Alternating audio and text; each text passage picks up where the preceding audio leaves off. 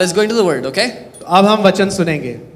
Let me pray first. इससे पहले हम प्रार्थना करें। Father, पिता, हमारे दिमाग के ढक्कनों को खोल दो open the eyes of our mind, that we may receive your word ताकि हम आपका वचन पा सकें and be transformed. और हम बदल सकें। Amen. आमीन। Okay, so I can give you I can cook a dish and give to you to eat. मैं आपको कुछ भोजन पका कर आपको खाने के लिए दे सकता हूँ। The kahavat goes like, I can give you a fish to eat, और कहावत ऐसी है कि मैं तुम्हें एक मछली दूं or I can teach you how to fish. या फिर ये सिखाऊं कि मछली कैसे पकड़ना है। In the first case, you will again depend on me. पहली बात में भी आप मुझ पर निर्भर रहोगे, But in the second case, लेकिन दूसरी बात में you will then go on your own and catch the fish. आप अपने आप जाओगे और मछली पकड़ने की कोशिश So what करोगे। I'm going to do is I'm going to teach you those principles which will help you catch the fish. तो मैं क्या करूंगा कि मैं आपको वो सिद्धांत सिखाऊंगा, वो तरीके सिखाऊंगा जिससे आप खुद मछली पकड़ना सीख जाओगे। So when God created the entire creation, the whole universe, तो जब परमेश्वर ने सारे ब्रह्मांड की सृष्टि की, he made some laws. He set some laws in motion. परमेश्वर ने कुछ नियम जो हैं वो निर्धारित किए। Now, if you want to succeed in life, अगर आप जीवन में सफल होना चाहते हो, just learn the law. आप उस नियम को सीख लो। I'm not talking about the law of Moses. मैं मूसा के व्यवस्था वाले नियमों की बात नहीं कर रहा I'm हूँ। talking about the laws that govern the entire universe, the cosmos that God has created. मैं उन नियमों की बात कर रहा हूँ जो इस ब्रह्मांड में काम कर रहे हैं, उस सृष्टि में जिसकी रचना परमेश्वर ने की। Like gravity. जैसे गुरुत्वाकर्षण। Do you know gravity was discovered by Sir Isaac Newton in 1687? क्या आपको पता है कि सर आइजक न्यूटन ने 1687 में गुरुत्वाकर्षण की आविष्कार की थी? It's not important when he realized. ये कब आविष्कार हुआ वो जरूरी नहीं है। The important thing is he was 45 years old when he realized it. बात जाननी ये जरूरी है कि वो 45 साल के थे जब उन्होंने इस बात का एहसास किया।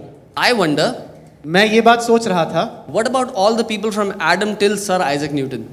आदम से लेकर सर आइजक न्यूटन तक जितने भी लोग जन्मे, उन्होंने ये बात क्यों नहीं समझी? किसी के दिमाग का ढक्कन नहीं खुला कि जब मैं कुछ छोड़ता हूँ तो वो नीचे क्यों गिरता है? No one realized that when I drop something, why is it falling down? You know, it was only Isaac Newton that realized, oh, there must be something pulling things back, right? सिर्फ sir Isaac Newton ने ये बात सोची कि जब मैं कुछ छोड़ रहा हूँ ऊपर से तो कोई चीज उसे नीचे खींच रही होगी। Now there are so many things that work on the principle of gravity. कई ऐसी बातें हैं जो गुरुत्वाकर्षण की नियम पर काम करती हैं। When man learned the principle, तो जब मनुष्य ने ये सिद्धांत सीखा, man learned to take advantage of it. मनुष्य ने उस बात का फायदा उठाने की शुरुआत की। Okay? I mean, Ritvik is going to be a year old. और ऋत्विक अभी 1 साल का होने को है। Ritvik is my son. Ritwik मेरा बेटा है। He learned gravity when he was 4 months old. और उसने जो है गुरुत्वाकर्षण के बारे में जब 4 महीने का था तभी सीख लिया। He fell from the bed one time. वो बिस्तर से एक बार गिरा, Then after a couple of months, और उसके 2 महीने बाद he fell again. दोबारा गिरा, He became Sir Isaac Newton. और वो सर आइजक न्यूटन बन गया। He realized there must be something pulling me down from the bed so I don't have to step ahead. वो ये बात समझ गया कि कोई बात तो मुझे खींच रही है बिस्तर से, इसलिए मैं जो है सतर्क रहूंगा। You know, so trust me, it doesn't matter when you realize there is a law or a principle working. तो ये बात की परवाह ना कीजिए कि कब आप ये बात समझ पाएं कि कोई सिद्धांत या नियम काम कर रहा है। If Newton was 45 years old when he realized it, जब सर आइजक न्यूटन जो है 45 साल के थे जब उनको समझ में आया, and humanity had existed thousands of years till then, और मनुष्यत्व जो है हजारों हजार साल जी रही थी उन तक, you're just few decades old. आप सिर्फ कुछ ही शतकों पुराने हो। So I'm going to teach you some principles तो मैं आपको कुछ सिद्धांत सिखाऊंगा which will help you जो आपकी मदद करेगा succeed in the kingdom and in life.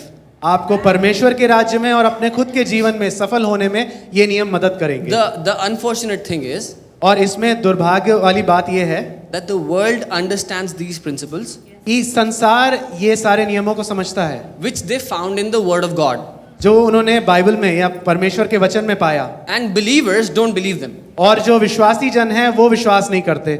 All the believers, सारे विश्वासी जन when they step down from here जब यहाँ से उतर जाते हैं or they jump from here, या यहाँ से कूद जाते हैं, they will go down. वो नीचे ही जाते हैं। So goes for everybody who does not believe in Jesus. वो उनके लिए भी लागू होता है जो यीशु में विश्वास नहीं करता है। Laws do not honor who you are. नियम जो है वो इस बात का आदर नहीं करता कि वो आप विश्वासी हो या अविश्वासी, They are same for everyone. वो हर किसी के लिए समान है। बहुत सारा ज्ञान तो नहीं हो गया? अभी मैंने शुरू नहीं किया है। Okay, so the first thing, and see again, why I'm saying is, when you learn the law, you will take advantage of it. तो मैं ये कहने की कोशिश कर रहा हूँ, जब आप उस नियम को सीख लोगे, आप उसका फायदा, आप उसका लाभ उठाओगे अपने जीवन में। Let me give you an example. मैं आपको उदाहरण देता हूँ। I was in Bangalore working in a bank, मैं एक बैंक में काम करता था बैंगलोर में, and I got 2 loan files. और मेरे पास 2 लोन की files I. One file belonged to an IT guy, एक फाइल जो है वो एक आईटी वाले बंदे की थी, the other file belonged to a CA. और दूसरी सीए की थी। The IT guy's annual income was 13 or 14 lakh. तो जो आईटी वाला बंदा था उसकी वार्षिक तनख्वाह 13 या 14 लाख थी। The CA's annual income was 15 or 16 lakh. 15. जो सीए था उसकी 15 या 16 लाख की वार्षिक आमदनी थी। The income tax that the IT guy was paying और जो इनकम टैक्स आईटी वाला भर रहा था was around 1.5-2 lakh, maybe a little more. करीब 1.5 या 2 लाख थी पर हर महीने या साल, हर साल, yeah. हर साल। But the CA, और जो सीए था his income tax was 4,000 rupees. वो सिर्फ 4,000 रुपए का टैक्स भर रहा था। Why? क्यों?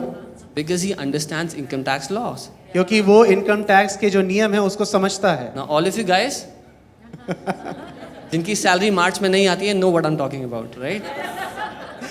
Those whose salaries is very minimal in March, you understand what I'm trying to say. So yeah, so when you learn the law, you take advantage of it.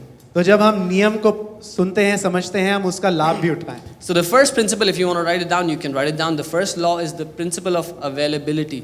तो पहला जो नियम है आप लिखना चाहें तो लिख सकते हैं, वो है उपस्थिति या उपलब्धि की नियम। Okay, the principle of, now this is, all these principles, they work in the kingdom and in the place where we live, okay? तो ये जो मैं नियम बता रहा हूँ वो परमेश्वर के राज्य में भी और जहाँ जहाँ हम रह रहे हैं वहाँ पे भी उपस्थित हैं। In the corporate world, जो कॉर्पोरेट का संसार है, you get promoted हमें प्रमोशन मिलता है, उन्नति मिलती है, basis your qualification आपके काबिलियत के आधार पर मिलती है, or basis your pleasability, या फिर जिस तरह से आप मस्का लगाते हो उसके हिसाब से मिलती है। right? But in the kingdom, लेकिन परमेश्वर के राज्य में promotion comes, जब उन्नति आती है it comes by your availability, वो आपकी उपलब्ध होने के कारण आती है। okay? So when I came to the church, तो जब मैं कलीसिया में आया, I saw मैंने ये देखा, the chairs were dirty. मैंने ये देखा कि कुर्सियां गंदी पड़ी थी। I went, I started wiping them. तो मैंने कपड़ा उठाया और उनको पोंछने लगा। Then I saw the carpet needed to be put in the right place. तो मैंने देखा कारपेट भी गंदा पड़ा है, उसको भी सफाई करनी है।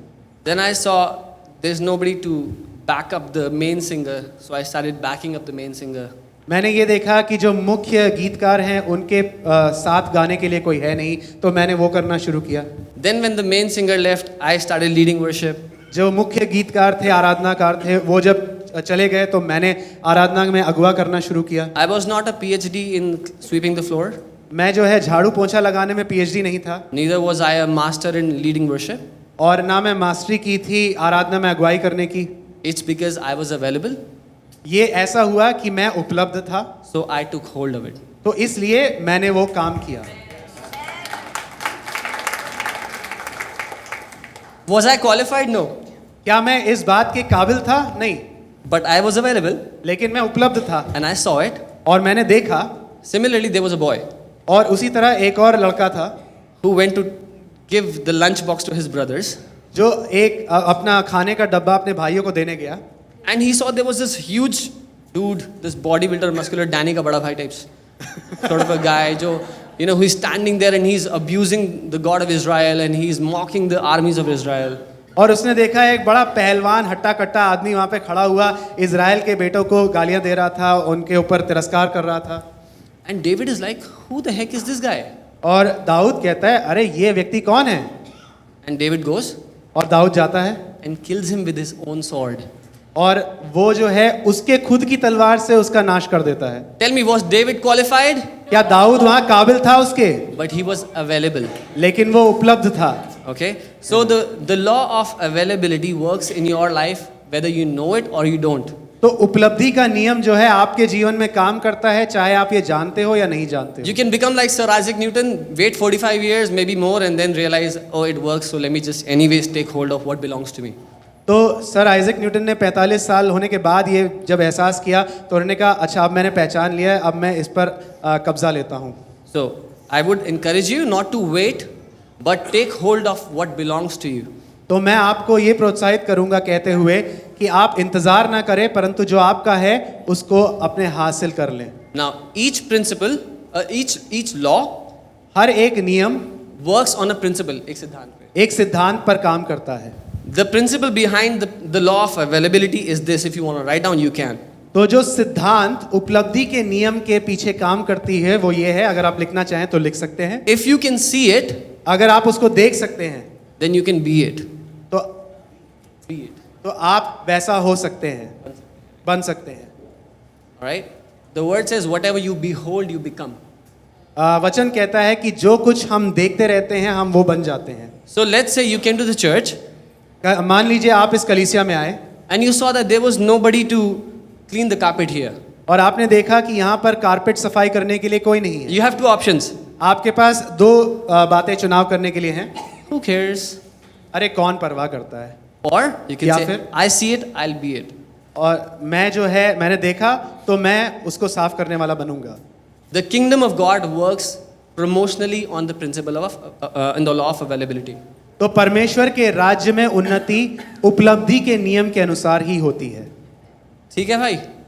Is it understandable? तो जिसको उन्नति करनी है, Whoever wants to be promoted, मौका देखा, when we see the opportunity, चौका मार दिया.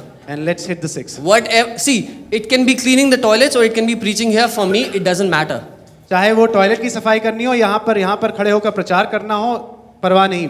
Okay, like Ram shared, we are building the house of the Lord. Our team has not been sleeping nights. रात को 2-2 बजे we are getting up and we are like, oh man, this idea is amazing. We should do this. और जैसे राम भाई ने कहा कि हम यहाँ पर परमेश्वर का भवन बना रहे हैं, रात को 2-2 बजे तक नींद जा रही है, मैसेज आते हैं, हमें ये करना है करके उठ जाते हैं। All right?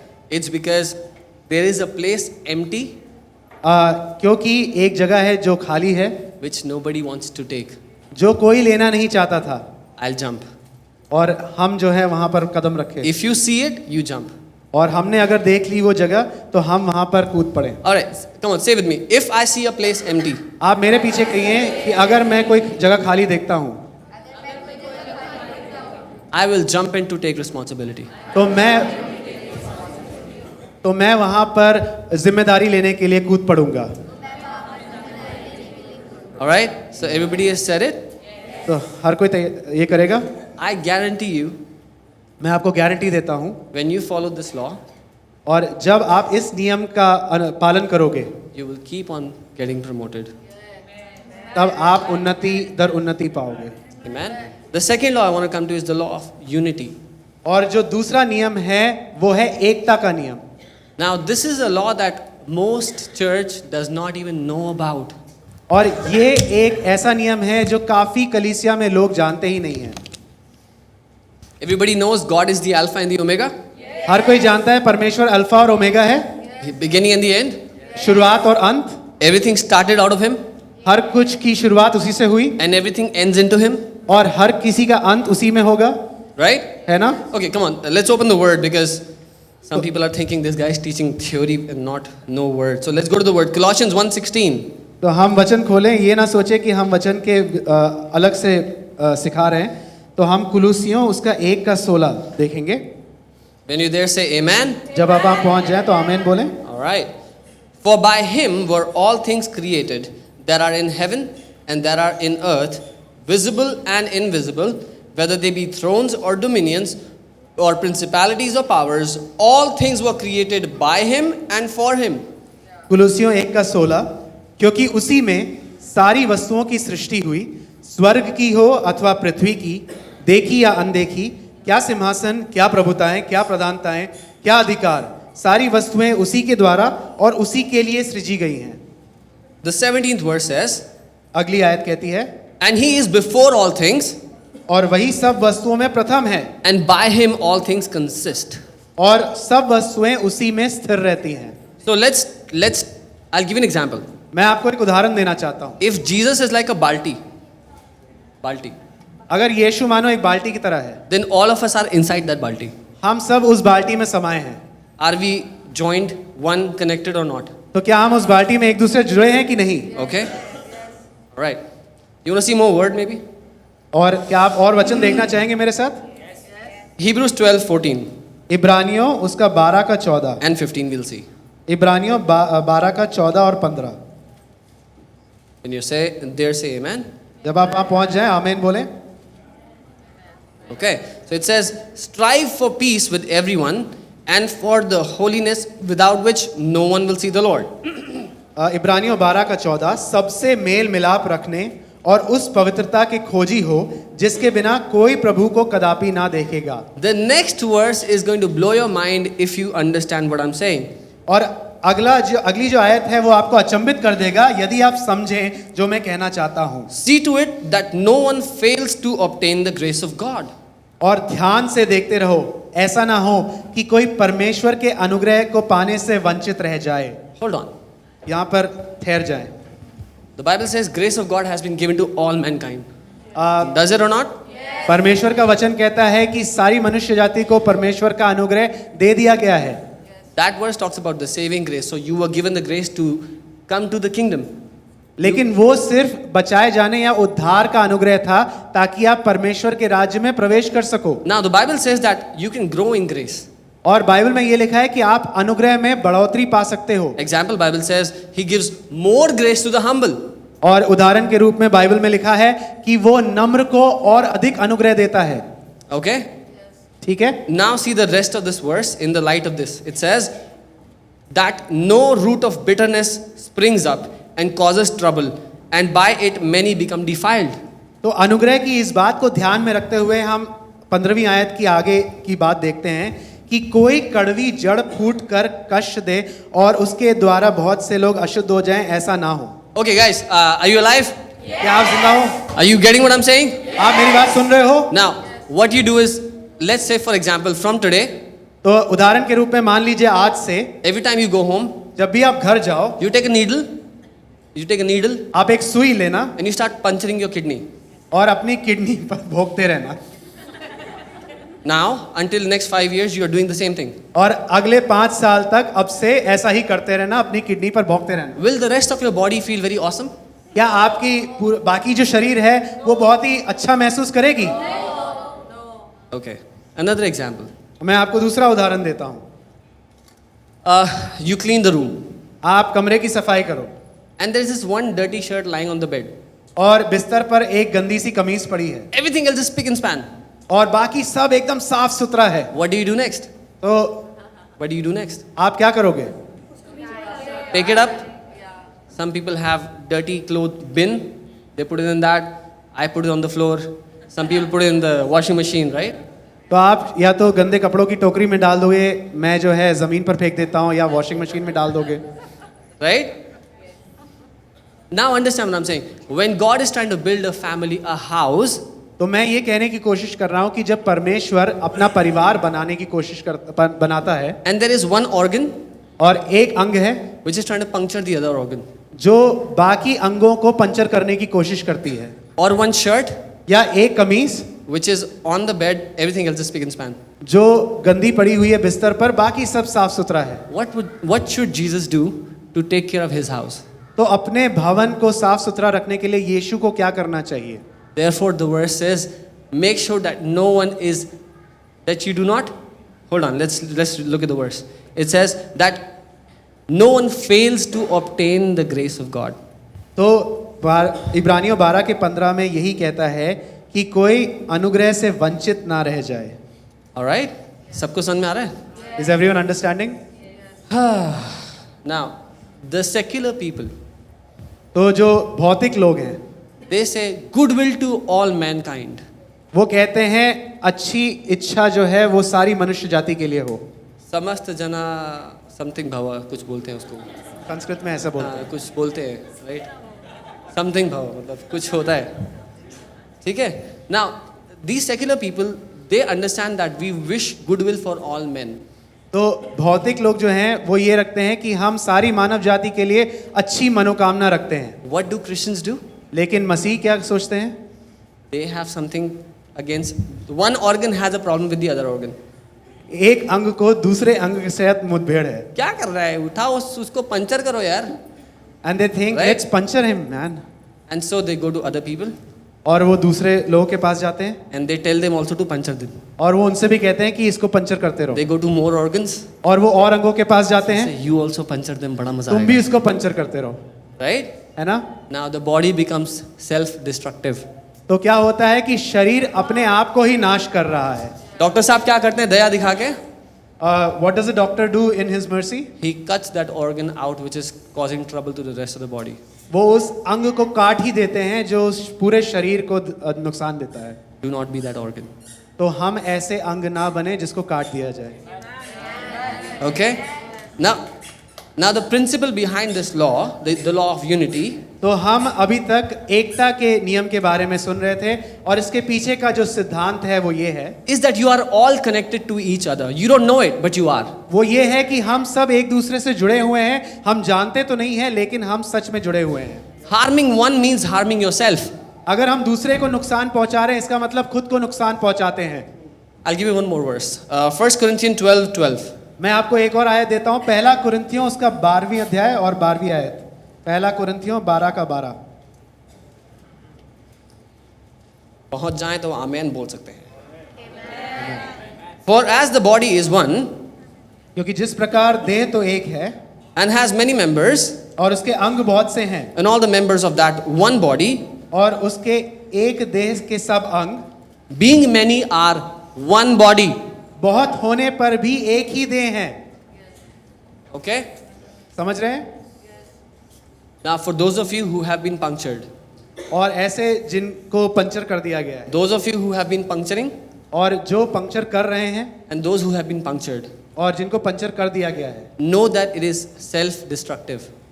ये ध्यान रखें कि आप खुद को ही नुकसान पहुंचा रहे हो, खुद का ही हानि कर रहे हैं. The moment somebody comes to you with a needle जिस समय आपके पास कोई सुई लेकर आए and say, इसको ठोकते हैं ना, इसको पंक्चर करते हैं ना, और कहें कि आओ इसको पंचर करते हैं ना, you ask them, have you gone and spoken to them first? आप उनसे पूछें क्या आपने उस भाई या बहन से बात करी जाके. Say, I'll call them right now, let's talk. और उनसे कहो कि मैं अभी उन्हें बुलाता हूँ, आमने सामने बात करते हैं. Okay, so we want to have a healthy family culture, this is the way to do it. और अगर हमें एक स्वस्थ परिवार चाहिए तो ये एक तरीका है एकता बनाए रखने का. Do not buy someone else's needle. और हम किसी और की सुई को ना ले लें. Amen? Amen. Again, the principle is you all are connected to each other. Harming one means harming everybody, harming yourself. तो एकता का नियम के पीछे जो सिद्धांत है वो ये है कि हम सब एक दूसरे से जुड़े हुए हैं. एक दूसरे का नुकसान करना यानी खुद का नुकसान करना, खुद को हानि पहुंचाना.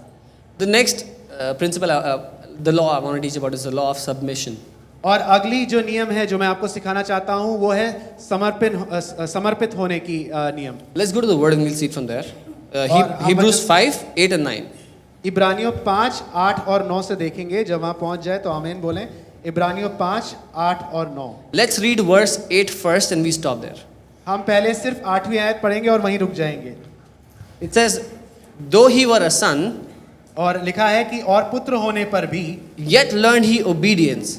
उसने आज्ञा मानना सीखा. Now the word obedience in Greek is hupakoe, और यूनानी भाषा में ओबीडियंस या आज्ञा मानने का अर्थ है उपाकोए, which means submission.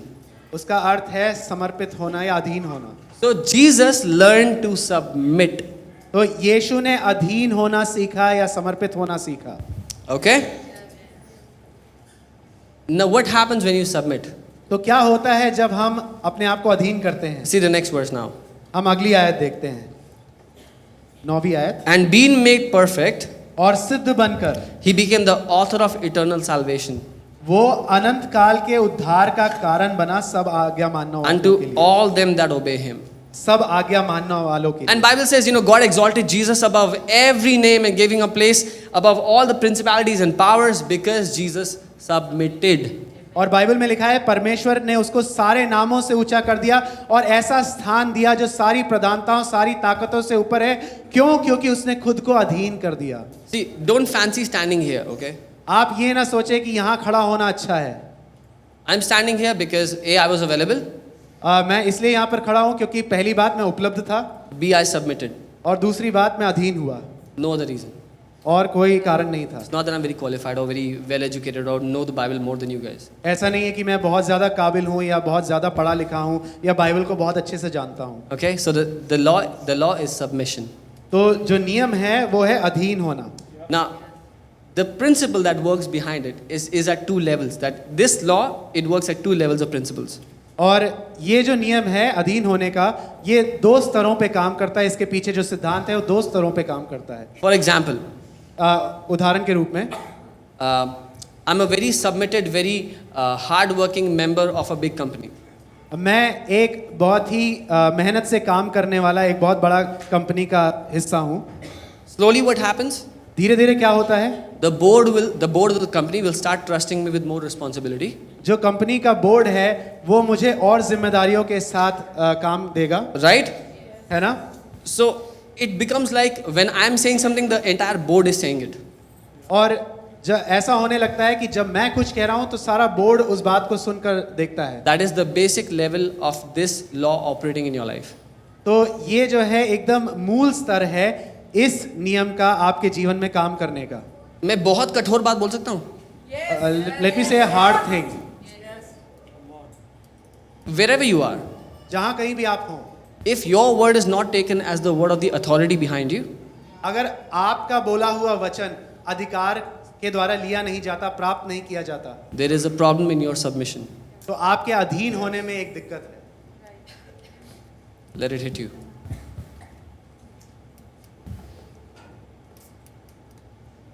Okay? The second level of this principle operates in when you now become a part of the board itself. और जो दूसरा स्तर है इस सिद्धांत का, जब आप खुद उस स्तर पे आ जाएं जहां आप बोर्ड का हिस्सा हो उस कंपनी में। So the basic level, if you want to write it down, is तो जो मूल स्तर है वो ये है, अगर आप लिखना चाहें तो, you can access whatever you submit to. कि आप जिस किसी के अधीन होते हो आप उसको पा सकते हो, You can access it. आप उस पर, आपकी पहुंच उस तक है। When you grow from this level, और जब आप उस स्तर से ऊपर उठते हो the level becomes you can inherit what you are submitted to. तो आप जिसके अधीन हैं आप उसको अपना वारिस बना सकते हो, उस पर वारिस पा सकते हो। हाँ, उसके वारिस आप बन सकते हैं जिसके आप अधीन समर्पित हैं. आप उसके वारिस बन सकते हो जिसके आप अधीन होते हो। So Jesus submitted himself to the will of God, तो यीशु ने परमेश्वर की इच्छा के अधीन हुआ and he became the waris of everything that God has, everything. और वो परमेश्वर के सब बातों का वारिस बना। Amen. Amen. Okay. The next one I want to talk about is the law of honor. और अगला नियम जो मैं कहना चाहता हूँ वो है आदर देने का नियम। The word honor in the kingdom, और परमेश्वर के राज्य में आदर देने का मतलब है, it has many synonyms. Synonyms like उसके कई अर्थ या कई उसके पर्यायवाची। पर्यायवाची हैं। right? So I'll give you an example. मैं आपको उदाहरण देता हूँ। Honor is equal to increase. आदर का मतलब है बढ़ोतरी। Honor is equal to favor. आदर का मतलब है अनुग्रह या कृपा। Honor means long life. आदर का मतलब है लंबा जीवन या दीर्घायु। Honor is equal to authority. आदर देने का मतलब है अधिकार। Did you write it down? I क्या आपने repeat लिख it. लिया? Honor is equal to increase, आदर मतलब बढ़ोतरी, is equal to favor, मतलब कृपा, is equal to long life, दीर्घायु या लंबा जीवन and authority. और अधिकार। Is there a friend you have lost? क्या ऐसा कोई दोस्त है जो आपने खोया है कभी? Any relation where you don't have honor, you will lose. ऐसा कोई भी रिश्ता या संबंध जहाँ पर आदर नहीं है वो आप खो बैठते हो। Is there anything in your life that you have lost? ऐसा कुछ है जीवन में जो आपने खो दिया है? There can be unfortunate circumstances, but mostly when I have noticed, it is because of the law of honor. Whatever you honor, you get to keep. तो हो सकता है आपने जीवन में कुछ खोया है दुर्भाग्यवश स्थितियों के कारण, परंतु मैंने ये पाया है कि आदर का जो नियम है उसके कारण हम चीज़ों को रख पाते हैं अपने पास. Alright, so there's two things I want to tell you under this. First is whatever you honor, you get to keep. पहली बात इस नियम से संबंध में मैं कहना चाहता हूँ कि आप जिस किसी चीज़ का आदर करते हो उसको रख पाते हो. Second, whatever you honor, you attract. और दूसरी बात, जो आप आदर देते हो जिस चीज़ को, उसको आप आकर्षित करते हो. Okay? समझ में आई बात? Right? I want to stop a moment here. Can we all just stand up? क्या हम खड़े हो सकते हैं 2 मिनट के लिए? It's not out of force. I'm just going to give you your free will to do it. मैं आप पर ज़बरदस्ती नहीं करना चाहता, आप खड़े होना चाहते हैं तो हो जाए. But for a minute, just close your eyes and think about the things you've lost. लेकिन 1 मिनट के लिए उन बातों के बारे में सोचे जो आपने खो दी हैं. Think about the things that you're about to lose or the things that are not working in your life, the relationships that are not working in your life. या ऐसी चीज़ों या ऐसे लोगों के बारे में जो खोने पर हैं आप, ऐसे संबंधों के बारे में जो टूटने या खोने पर हैं आप. See, is there honor there or not? और ये सोचें कि वहाँ पर आदर है कि नहीं. Because I can surely tell you the law works. और मैं आपको बताऊंगा कि ये नियम कैसे काम करता है. Whatever you honor, you get to keep. जो कुछ आप आदर करते हो वो आप रख पाते हो. Now, whatever you don't want to keep in your life, और जो कुछ आप अपने जीवन में नहीं रखना चाहते don't honor it. उसको आदर ना दें. Whatever you want to keep, और जो आप रखना चाहते हो start honoring it. उसका आदर करना शुरू कर दें. Amen? All right, you can be seated. आप बैठ सकते हैं. There are many, many laws that I can tell you, I can teach you, I can show you from the Word, but I'm just going to have a lot of mercy on you today. कई सारे नियम हैं जो मैं आपको दिखा सकता हूँ, सिखा सकता हूँ परमेश्वर के वचन से, लेकिन मैं आप पर दया करूँगा आज. And please forgive me if you find my way of teaching very boring, because my father in the spirit is very excited and he's got these revelations that he can talk to you for 8 hours and like he can just bang bang bang and you're like, oh man, where does all this come from, right? और मुझे माफ़ करिए यदि ये शिक्षा आपको भारी लग रही है, सिखाने का तरीका उकताने वाला लग रहा है, बोर करने वाला लग रहा है, तो उसके लिए मैं माफ़ी चाहूँगा. बिकॉज जो मेरे आत्मिक पिता हैं वो इज़ लाइक फुल ऑन, मतलब एकदम फायर में, लाइक मतलब अगर सुपर नेचुरल स्कूल नहीं होता तो पता नहीं क्या होता, क्योंकि 6 घंटे 8 घंटे ऐसे निकल जाते हैं उनको प्रकाशन देते देते. अगर वो भी हमें रोकना पड़ता है कि भाई 4 बज गए अब छोड़ दो, नहीं तो वो 2-3 दिन तक कंटिन्यूस प्रचार करते चले जाएं. I can imagine how Jesus was, you know. If supernatural school wasn't there, my father would have, in the spirit, would have gone on and on. Right. He can go on for days. Right. So the last, and it's one of the most powerful principles that decide your relationship with God. और जो Law. ये जो नियम है जो आखिरी और बहुत मुख्य है वो है परमेश्वर के साथ आपका रिश्ता या संबंध. Okay. It's called the law of expectation. और वो है उम्मीद रखने का नियम. And you know the Bible says he who comes to God must believe that he is. और बाइबल में लिखा है कि जो परमेश्वर के पास आता है उसको विश्वास करना है कि वो है. And that he is the rewarder of those who diligently seek him. और वो उनको इनाम देता है जो पूरे जोर शोर से उसको खोजते हैं. Hebrews 11:6. इब्रानियों 11:6. It says without faith it is impossible to please God, please him. और लिखा है कि विश्वास बिना उसे प्रसन्न करना अनहोना है. For he who comes to God क्योंकि परमेश्वर के पास आने वाले को must believe विश्वास करना जरूरी है that he is. कि वो है. So when you come to God in your heart, okay, now this is the important part. When you come to God in your heart, और ये बात जरूरी है जब हम परमेश्वर के पास आते हैं अपने दिल में, what are you expecting out of him? हम उससे क्या अपेक्षा रखते हैं, क्या उम्मीद रखते हैं. Let me say it like this. मैं इसको इस तरह से कहूँगा. On your best day, when you've been a very very good Christian, सबसे बढ़िया दिन जब हम सबसे उत्तम मसीह बने रहे. मतलब when you've done all the commandments of Moses also you've completed, like even Moses could not complete but you completed. कि हमने मूसा की भी व्यवस्थाएं कर डाली, मूसा भी ना कर सका लेकिन आपने कर डाली. And that day you come before God. और हम जो है परमेश्वर के सामने उस दिन आते हैं, What are you expecting from him? हम उससे क्या उम्मीद रखते हैं? मेरा बेटा. Right? We're expecting love from God. क्या हम उससे उम्मीद करते हैं कि वो हमें और प्यार करेगा? Now, on your worst day, लेकिन हमारे सबसे बेकार दिन, I've had worst days. मेरे कई बेकार दिन रहे हैं, I'm not ashamed to say it. और मैं इस बात को कहने में शर्मिंदा नहीं There's महसूस been करता. days I haven't lived like his son, और मैं ऐसे दिन भी जब उसके पुत्र के समान ना जिया and I came to him और मैं उसके पास आया expecting. ये और उम्मीद करते हैं कि वो मुझे अब मारेगा, Okay, his response. लेकिन उसका प्रत्युत्तर, I found this amazing photo on the internet, which I also shared on Instagram. If any of you follow me, you would have seen it. But if you haven't, can you guys please put that photo on? एक बहुत ही बेहतरीन photo मैंने देखी Instagram और Facebook पे, जो मुझे follow करते हैं I'm वो not देखिए। telling you to do idol worship.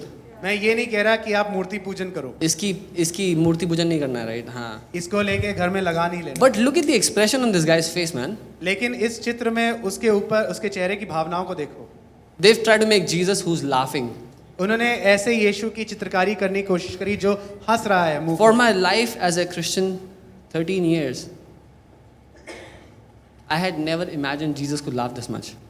और मैंने अपने 13 साल के मसीह जीवन में ऐसे कभी कल्पना नहीं की कि यीशु ऐसे खुल के हंस रहा होगा.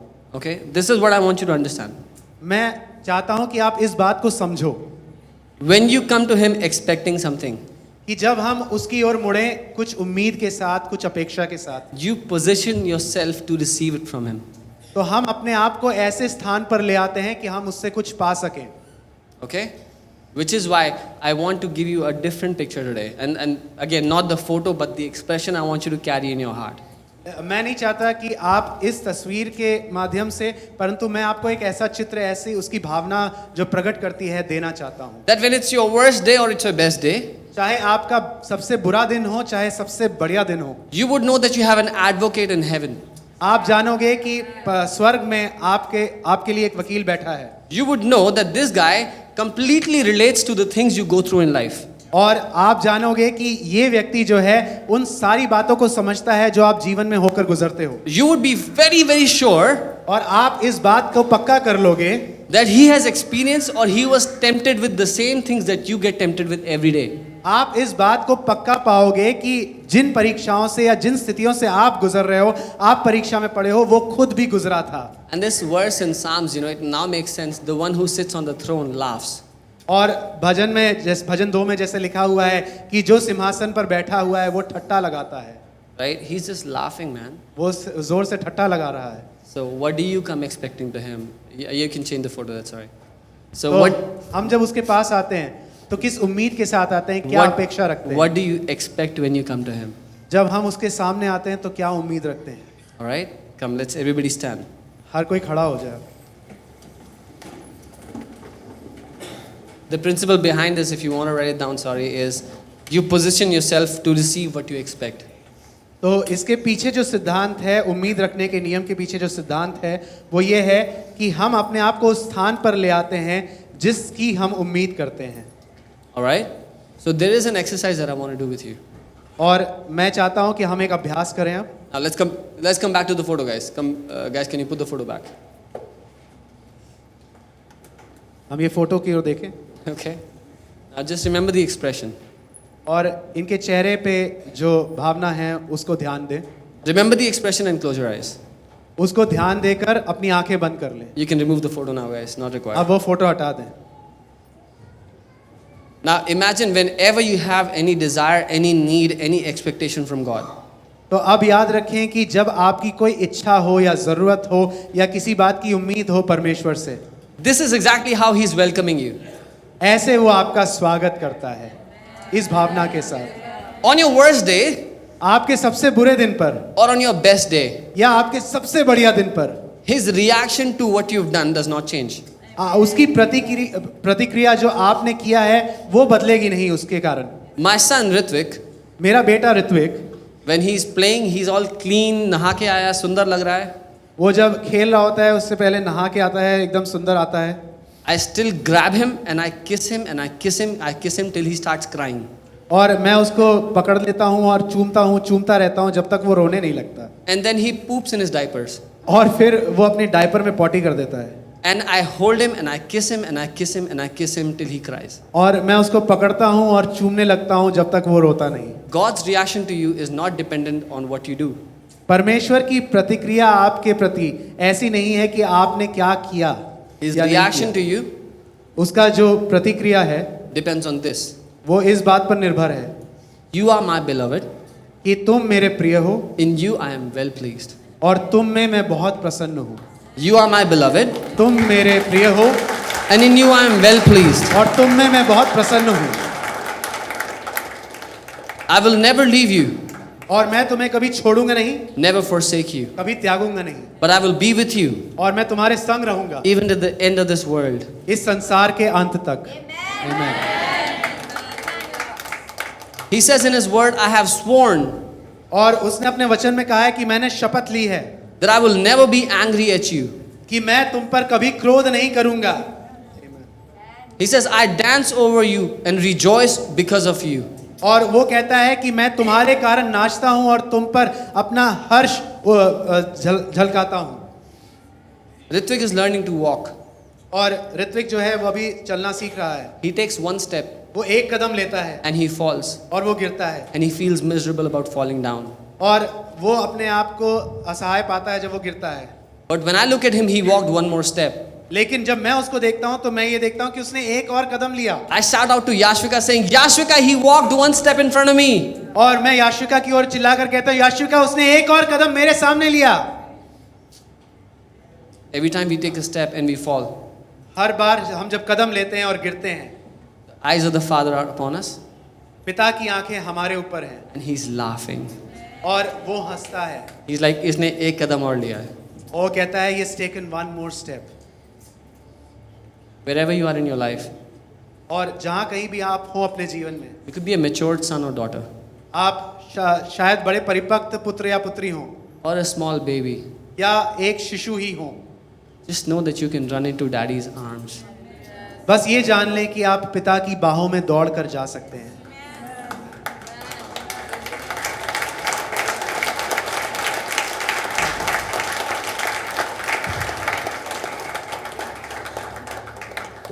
Not in the next billion years. Not in the next billion years. अगले अरबों खरबों सालों में नहीं, He would still not have one wrong thought to harm you.